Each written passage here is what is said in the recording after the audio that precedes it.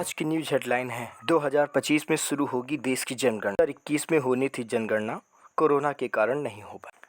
पाक टीम के coach Gary ने दिया इस्तीफा। अपने देश में बनेंगे C-295 सैन्य विमान। बड़ोदरा में प्लांट शुरू, मोदी व पेट्रो ने किया उद्घाटन। अयोध्या में शुरू हुआ दीपोत्सव मेला। लेस्की ने कहा जंग रुकवा सकते हैं मोदी। ट्रैफिक सिस्टम में AI की मदद लेंगे गडकरी। अब बात करते हैं आज के प्रश्नों की। पहला प्रश्न, पाकिस्तान क्रिकेट टीम मेन का नया हेड कोच किसे बनाया गया? आंसर है मोहसिन नकवी को, जेसन गिलेस्पी को या गैरी कस्टन को। सही आंसर है जेसन गिलेस्पी को।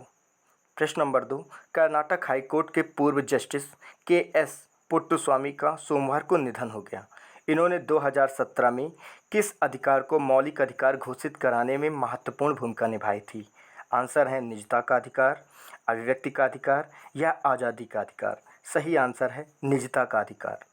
प्रश्न नंबर 3, पप्पू यादव ने लॉरेंस बिश्नोई से खतरा बताते हुए अपनी वाई श्रेणी की सुरक्षा को जेट श्रेणी में बदलने की मांग की है।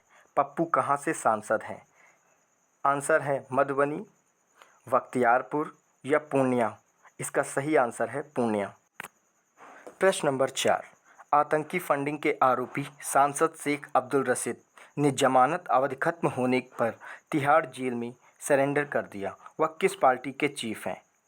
आंसर है Awami Iftikhar party, national conference party या पीपल्स डेमोक्रेटिक पार्टी। सही आंसर है आवामी इफ्तिहार पार्टी।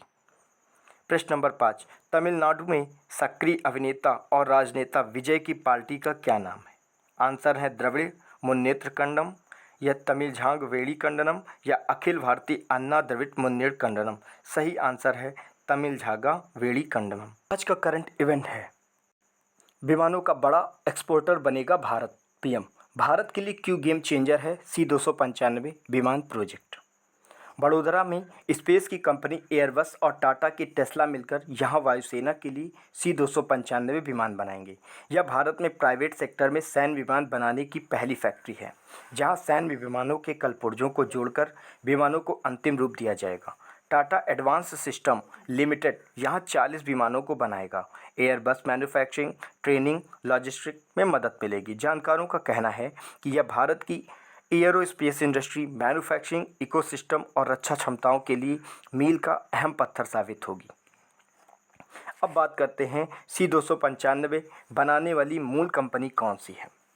C-295 विमान मूल रूप से स्पेन की कंपनी एसे ने बनाया था। बाद में यह कंपनी एयरबस का हिस्सा हो गई और यह कंपनी में एयरबस की 80% हिस्सेदारी हो गई। अब इन विमानों को स्पेन की एयरबस यूनिट में बनाया जाता है। भारत ने कब की थी स्पेन की कंपनी से डील? भारत सरकार ने सितंबर 2021 में स्पेन की Airbus defence and space company के साथ 56 C-295 विमानों की 21,935 करोड़ रुपए में डील की थी। मोदी ने बड़ोदरा में इस विमान की final assembly line FAL plant की न्यू अक्टूबर 2022 में रखी थी। क्या था यह समझौता और कितने विमान बनेंगे? 56 में से 40 विमान बड़ोदरा की यूनिट में बनेंगे, बाकी 16 रेडी टू फ्लाई कंडीशन में भारत आने हैं। पहला विमान सितंबर 2023 में भारत आ चुका है। अब तक 5 विमान मिल चुके हैं। बाद के 40 विमानों का निर्माण भारत में टेस्ला और एयरबस की साझेदारी में किया जाएगा। दुनिया के किन इलाकों में उड़ रहे हैं विमान?